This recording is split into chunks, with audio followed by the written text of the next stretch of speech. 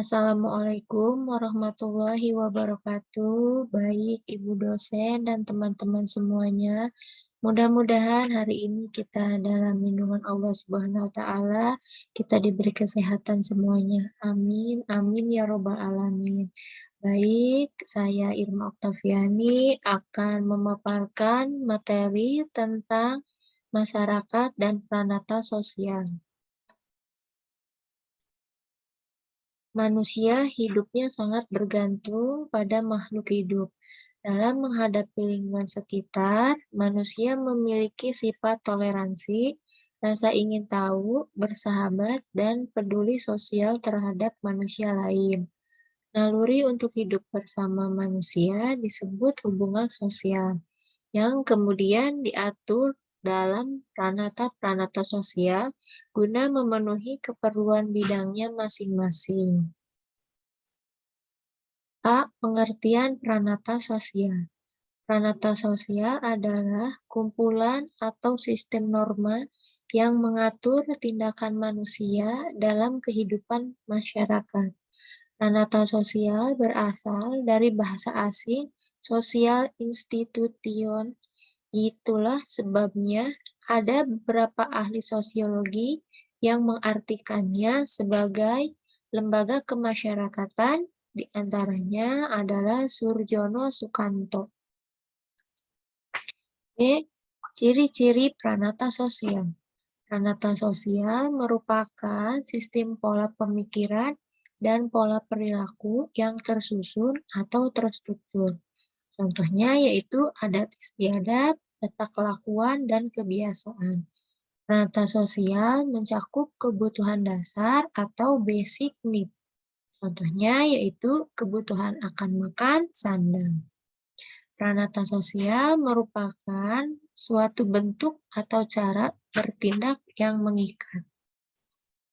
Ciri-ciri pranata sosial lainnya yaitu pranata sosial mempunyai satu tujuan atau beberapa tujuan yang disepakati bersama oleh anggota masyarakat. Pranata sosial mempunyai alat-alat perlengkapan yang digunakan untuk mencapai tujuan. Pranata sosial memiliki lambang-lambang atau simbol sebagai ciri khasnya. Pranata sosial mempunyai tradisi tertulis maupun tidak tertulis. C. Fungsi pranata sosial. Pranata merupakan sistem norma yang bertujuan untuk mengatur tindakan-tindakan maupun kegiatan anggota masyarakat dalam rangka memenuhi kebutuhan pokok dan bermasyarakat. Fungsi pranata dilihat dari aspek pemenuhan kebutuhan hidup manusia sebagai berikut. Pertama yaitu untuk memenuhi keperluan kehidupan kekerabatan atau disebut kinship atau domestic institution.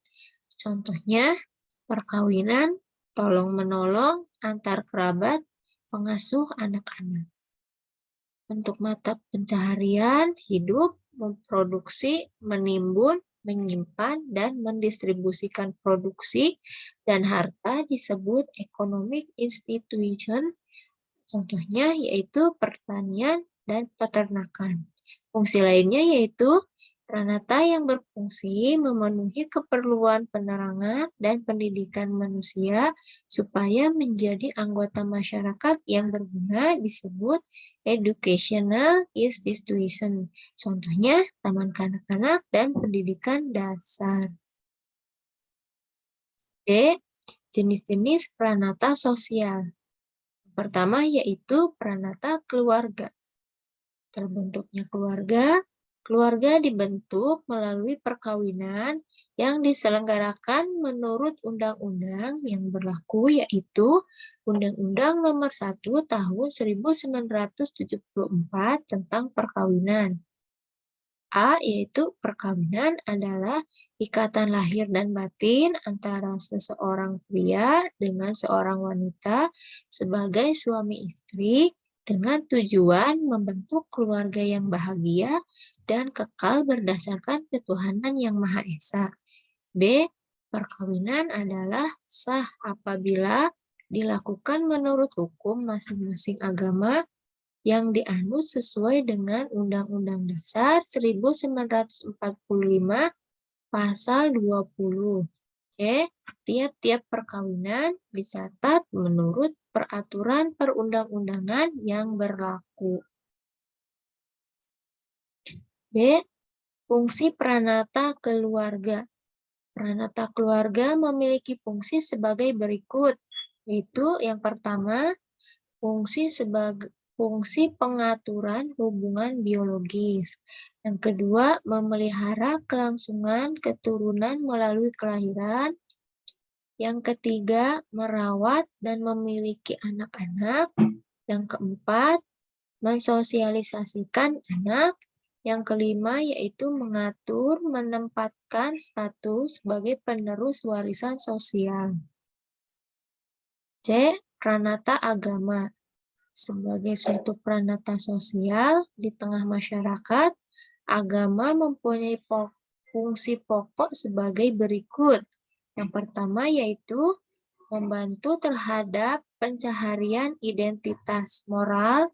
Arti moral di sini adalah kondisi mental di mana manusia merasakan, mengetahui, dan menghayati tingkah laku yang baik menurut nilai atau agama yang berlaku. Yang kedua yaitu memberikan penafsiran untuk menjelaskan keberadaan manusia dengan menganut salah satu agama dan kepercayaan. Kita akan mendapat gambaran tentang apa yang terjadi setelah manusia mati. Yang ketiga yaitu peningkatan kehidupan sosial dan mempererat hubungan sosial pranata agama akan membangkitkan kesatuan antara warga dalam masyarakat yang di dalamnya diwujudkan dengan kesadaran antar anggota kelompok masyarakat. Yang kedua yaitu pranata ekonomi. Kaidah atau norma yang mengatur tingkah laku dalam masyarakat guna memenuhi kebutuhan barang dan jasa disebut pranata ekonomi. Dalam kehidupan masyarakat, pranata ekonomi memiliki fungsi pokok sebagai berikut, yaitu yang pertama, mengatur produksi barang dan jasa. Yang kedua, fungsi distribusi barang dan jasa. Yang ketiga yaitu pranata pendidikan. Menurut Ki Hajar Dewantara, konsep pendidikan mencakup 3 pusat pendidikan, yaitu pendidikan keluarga, sekolah, dan masyarakat. Sekolah menerima tanggung jawab sebagai berikut. Tanggung jawab keilmuan berdasarkan bentuk, isi, tujuan, dan tingkat pendidikan di mana sekolah diberi kepercayaan oleh masyarakat dan negara. Yang keempat yaitu pranata politik. Pranata politik adalah suatu sistem catat kelakuan dalam hubungan yang berpusat kepada aktivitas-aktivitas untuk memenuhi berbagai kebutuhan khusus dalam masyarakat. Fungsi pokok pranata politik sebagai berikut. Yang pertama yaitu melembagakan norma melalui undang-undang. Yang kedua, melaksanakan undang-undang. Yang ketiga, mencegah konflik yang terjadi. Yang keempat, menyelenggarakan pelayanan umum. Yang kelima, melindungi warga negara.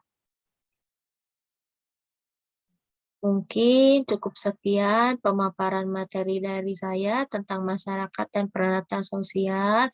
Barangkali ada banyak kekurangan, mohon dimaafkan karena saya masih dalam proses belajar. Wassalamualaikum warahmatullahi wabarakatuh.